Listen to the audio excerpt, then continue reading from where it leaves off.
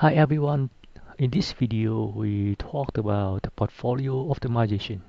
If you were a portfolio manager or even an individual investor, given bonds, stocks and money market instruments, how would you mix them together to reduce the risk of the portfolio? But before going there, let's have an overview on financial instruments, such as money market instruments, including treasury bills, certificates of deposit, and commercial paper. What are stocks, bonds, and mutual funds? We first talked about treasury bills, or in short, T-bills. T-bills are short-term debt instruments issued by the US government, typically issued with 4, 13, and 26-week terms. T-bills don't pay coupons. The government promises to pay the face amount of the T-bill at the end of the term. T-bills are purchased at discount value. Investor earns the return, which is the difference between the purchase price and the face value. The formula for the price of T-bills is the face value times 1 minus discount yield times n divided by 360. And here is number of days until maturity. As an example, the price of a 13-week T-bill with a discount yield of 2.5% and the face value of $20,000. Following the formula for price of T-bills, and here is 91, which is 30-week equivalent. Plug in the numbers, we get the price of the T-bill,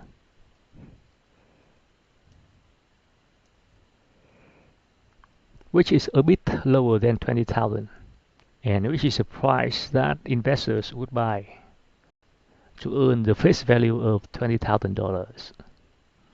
The second type of money market instruments, is certificates of deposit, which is a time deposit with a bank which cannot be withdrawn on demand. You actually can still withdraw but have to pay some penalties. The investor receives interest and principal only at the end of the term. Certificates of deposit are insured with the Federal Deposit Insurance Corporation up to $100,000 against the risk of default. The third type of money market instruments is commercial paper, which is a short-term unsecured debt note usually issued by a large corporation. Typical terms are usually from 1 to 2 months, sometimes can be longer. The face amount is multiple of $100,000. Commercial paper is considered relatively safe because the term is short. So during a short term, it is unlikely that the credit quality of the issuer changes significantly. Now we talked about stocks. There are two types of stocks, common stocks and preferred stocks. Common stocks is also referred as equity or simple stock. Buying a share of common stock means you own part of the corporation. When the company makes profits, the owner of a share of the stocks is also shared the profits in the form of dividends. Common stockholder can vote in company annual meeting, can vote for the board of directors. The profit made from selling is called capital gain. When the capital gain is negative, we have capital loss. The second type of stocks is preferred stocks, which is a hybrid between equity and debt. It is considered as debt is because it pays fixed dividends, and considered as equity because of the potential to appreciate in price. Preferred dividends are paid before common dividends. However, preferred stockholder can usually vote. Let's see how can price of stocks can be calculated. Consider the case of a stock with zero growth. Let's call P sub 1 the price when the stock is sold end of time 1. and D sub 1, the dividend at time 1, and R, the required rate of return. We discount back the price when the stock is sold end of time 1 as well as the dividend at time 1 back to present. And that's how we get the present value of the stock. And that is also the price of the stock. If the stock is sold end of time 2 instead, then we have two dividends, D sub 1 and D sub 2. We discount D sub 1 back to present, and also the sum of the price sold at end of time 2 and the dividend D sub 2 back to present, and sum them together, and that is the present value of a stock when the stock is sold at the end of time 2.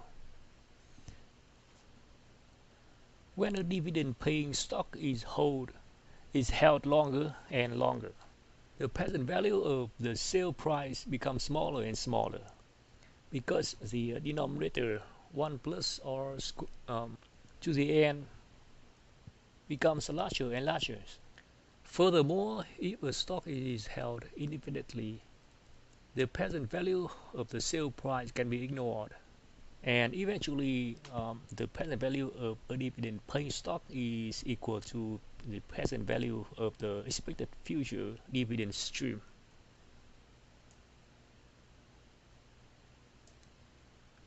Now let's have a look at a stock with a constant growth as the second case. We denote G, the annual growth rate. So as you can see in the formula, each period, the dividend is increased by the growth rate. End of time 1, the dividend D1 was paid. End of time 2, the dividend D sub 2 was paid, etc. D sub 1 is equal to D naught times 1 plus G, and D sub 2 is equal to D naught times 1 plus G squared, etc. Then we can put these naught times 1 plus G divided by 1 plus R out of the parentheses.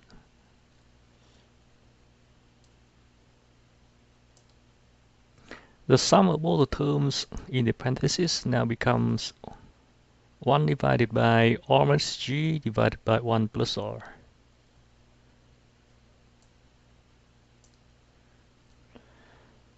So then we can cancel out 1 plus R and 1 plus R, and eventually we can write D sub 1 divided by R minus G, which is the present value of a stock with constant growth. Next, we talked about bonds. A bond is a debt instrument that requires the issuer, which can be a corporation or the government, to repay the initial principal and also the interest. The bond is issued with a stated term. At the end of the term, the bond is matured. At that time, the principal or the face value is paid back to the investor. Now we talk about the features of a bond. The par value or the face value is the amount to be repaid at maturity. It is very often that the par value is $100 or $1,000. Oftentimes, the redemption payment, which is paid at the time of the maturity, is equal to the par value. So then the bond is said to be redeemed at par. Then now we talked about coupons and coupon rate. The coupon rate is basically the stated interest rate of the bond. Coupon rate multiplied by par value gives us the coupon payment. The maturity date is the date by which the principal is due. The yield to maturity is the market required rate of return for bonds of similar risk and maturity. It is used to price a bond and is the return if the bond is held to maturity. and usually it is equal to the coupon rate at issues of the bond. How can we price a bond? The bond value is basically the present values of all the coupons plus the present value of the redemption payment at maturity. In the formula, C is the redemption value of the bond, discounted back to the present by 1 plus I to the negative n. So then we call it K, the present value of the redemption value of the bond. Also in the formula, F is the par or the face value of a bond. R is the coupon rate of a bond. So F times R is the amount of a coupon. And here we have the amount of a coupon times the annuity immediate, which is a stream of discounted payments of $1 paid at end of time 1, end of time 2, etc. up to end of time n, at which the bond is matured. V here is 1 plus I to the negative 1, which is the discount factor. Look at this illustration. Period 0 is present. At time 1, which is a year from now, $1 is paid. After another year, another dollar is paid. We have end payments of $1. Time n is when the bond is matured. Discounting back all the stream of $1 to present.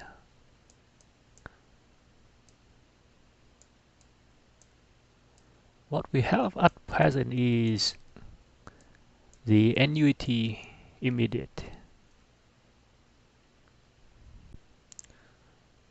As an example, let's find the price of a 10-year bond redeemable at par with the face value of $10,000 and the coupon rate of 10%, convertible quarterly. That will yield 8% convertible quarterly. So here, because the bond is redeemable at par, then the redemption value is equal to the face value. So C is equal to F, equal to $10,000. The number of periods, so from 10 years, and if we go back, if we based on quarters instead, then we have 40 quarters. So then convert the rest to quarters and plug all the numbers in. What we have for the price of the bond is about $11,368. Next, we talked about mutual funds. A mutual fund basically is a pool of money from investors invested in many stocks, bonds, or money market instruments. Mutual funds are managed by investment companies. There are some advantages using mutual funds. Buying mutual funds, we have professional management. Your money is managed by professional experts in investment companies. Diversifications, with investing in many different stocks, it decreases the vulnerability to big losses in one particular stock. Diversification basically is the main focus in the rest of the video. Some other advantages include shared expenses by large numbers of investors, and that a fund can mimic a popular index such as S&P 500 to get the performance just like that index. In an article by Harry Markowitz in the Journal of Finance in 1952, he defined risk as the variance of future returns and reasoned that investors should decide on both expected return as well as the risk of the investment. Before Markowitz's publication, the focus in investment was on identifying and investing in high expected return stocks but appeared undervalued. Okowitz investment theory is referred to as the mean variance analysis, mean variance portfolio optimization, and modern portfolio theory. In 1990, he was awarded the Nobel Prize in Economics Science, with risk as defined as the variance of returns, which leads to the diversification investment strategy, not putting all of your eggs in one basket. In a simple case, let's see how we can diversify a portfolio with two assets. So consider investing in two stocks with expected returns and standard deviation. The expected returns are mu1 and mu2, and standard deviations are sigma 1 and sigma 2. We could see that the expected return of stock 2 is higher, and the risk or standard deviation of stock 2 is a bit lower. You may be interested in investing all the money in stock 2, which has low risk and higher return. If you do so, then the weight W2 is 100% and W1 is 0%. Now, if you know the correlation rho 1, 2 is negative 0.22, which then reduces the portfolio standard deviation. And this portfolio standard deviation basically is just the square root of the portfolio variance, sigma squared. Now let's plot the portfolio return and portfolio standard deviation as a function of the width W1. When the width W1 is equal to 0, meaning we don't invest anything in stock 1 and put all the money in stock 2, at W1 equal to 0, the portfolio return is highest. But how about the risk? Looking at the other plot, we can see that the portfolio standard deviation basically is a quadratic function of W1. So at W1, somewhere in between 0 and 1, the risk is minimal.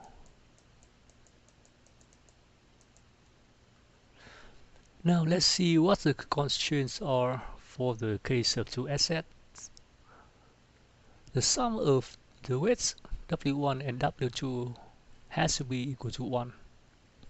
The portfolio return R sub P is the weighted sum of the returns R sub 1 and R sub 2. So from there we can get the portfolio expected return, which is the expected value of the weighted sum. And then finally we get this, which is the weighted sum of the expected return of the individual stocks. Similarly, the portfolio variance sigma p square is var of R p, which is var of the weighted sum of returns R1 and R2. And finally we get this. Extending for n assets, the weight constraint now is that sum of all the weights is equal to 1. The portfolio of P is a sum from 1 to n. The weighted sum from 1 to n for n returns. And from there, the portfolio expected return mu P is expected return, the expected value of R sub P. So plug in R sub P from above in here, then we get this, in which the expected return mu sub I of the I stock basically is just the expected value of the individual return, or I. Or we can write the sum as the vector form mu transpose times W. Mu is a vector of individual returns and W is the weight vector of the weights.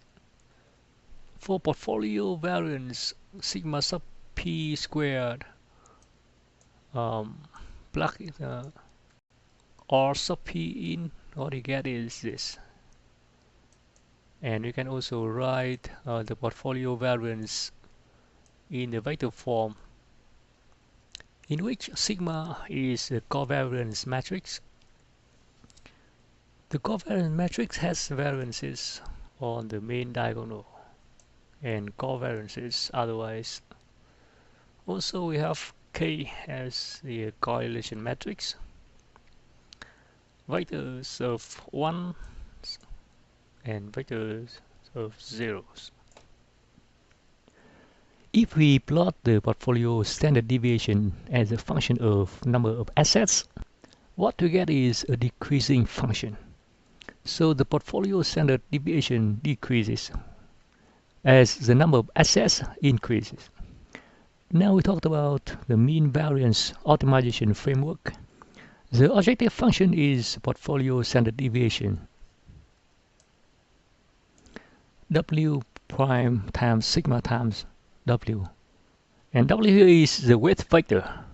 W prime basically is the transpose of W. We minimize this objective function with some constraints. The first constraint is that the portfolio expected return is greater than some target return.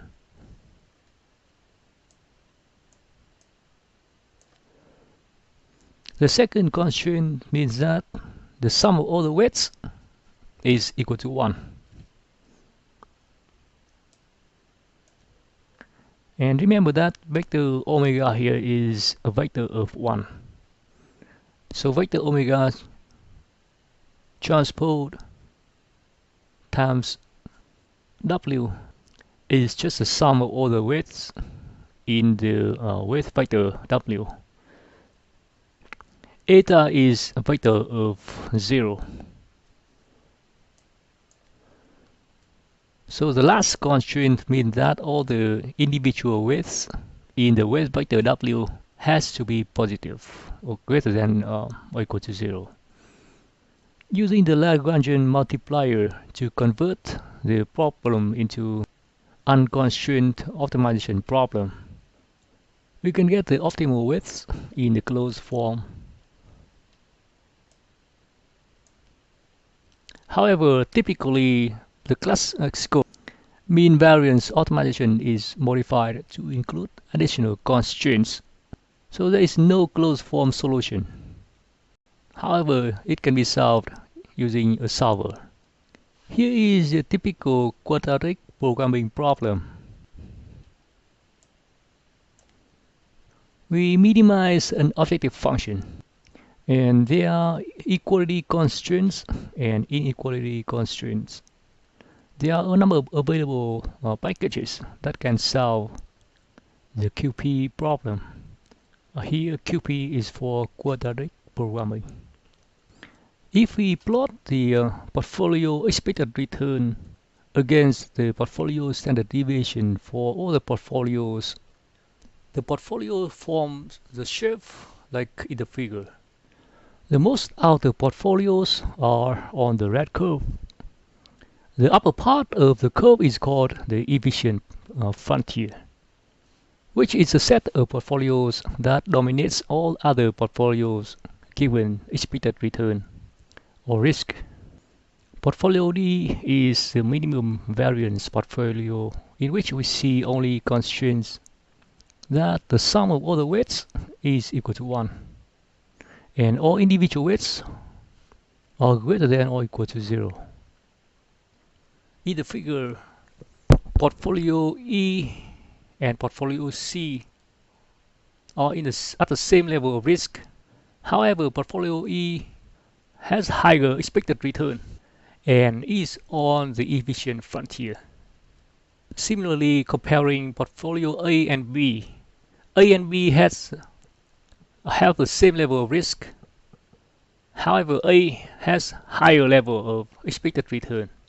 Comparing portfolio D and C, D and C have the same level of expected return. However, D has a lower level of risk, which is standard deviation.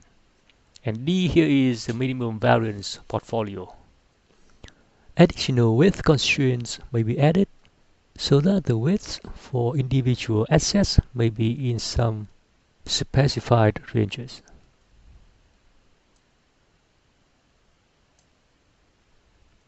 Now we talked about the capital market line. Up to this point, we described the Markowitz framework for selecting an optimal portfolio of risky assets. However, in fact, investors can also select risk-free assets. On the basis of the portfolio expected return at RF, which is the risk-free rate, we draw a tendency line to the efficient frontier curve. The point where the line meets the curve is called the market portfolio or tendency portfolio. Risky portfolios available to investors are actually linear combinations of the market portfolio and risk-free rate, and they are all lying on the capital market line, or CML for short. We can observe that all the portfolios that lie on the Markowitz efficient frontier are inferior to the portfolio on the CML line. As an example, in the figure, portfolio A is superior than B. A is on the capital market line and B is on the efficient frontier. A and B are at the same level of risk. Only the tendency portfolio is not dominated by the portfolios on the capital market line. We solve the portfolio optimization problem. Here we maximize the Sharpe ratio, which is the ratio of the portfolio excess return to the portfolio standard deviation. So here it represents the trade-off between the return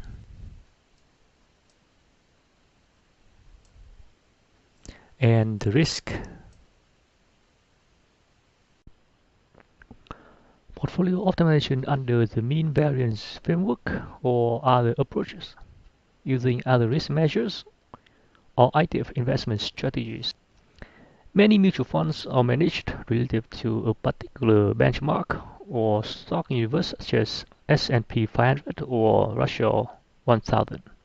So tracking portfolios are ones that are formulated in a way that the tracking error relative to the benchmark is kept small. In the portfolio optimization problem, the objective function is the variance of the portfolio return and the benchmark portfolio return. Extending the objective function into three terms, the second term does not depend on W, so can be excluded from the objective function. The constraint is that the sum of all the weights is equal to 1. There are a number of alternatives to the mean variance optimization problem. With expected return formulation, instead of imposing a constraint in the expected return and minimize the portfolio variance, we can put a constraint on the portfolio variance and maximize the expected return. So in the objective function, we have the portfolio return. When we want to maximize it, the risk now is on in the constraints, which is that the variance has to be equal to a target variance sigma squared. And still we have the sum of all the weights